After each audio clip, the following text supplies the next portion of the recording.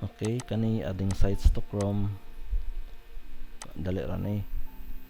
Ang nakabutang kay all clouds, tier 1 ug tier 2. So nagbutang na ko daan dere, gi-combine na ko sila daan kani tier 1 ug tier 2. Sugod ko dere. Open. Click na ko ng star. Then kani kay Canon House Clinic man, edit na to. Choose another folder. And then click nimo ning bookmarks folder.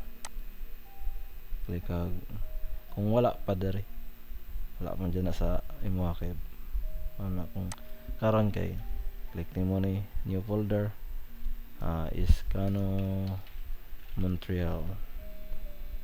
Okay, sulod ka dra, ay isa ra day, click ra day, then save. Okay, ano ning isa, ikaduha na pod star. Okay, naka-save na sa Iskano Montreal. Done. Hantod dari sa kinalasan. Wala to. Easy ra. Star. Done. Yeah, okay.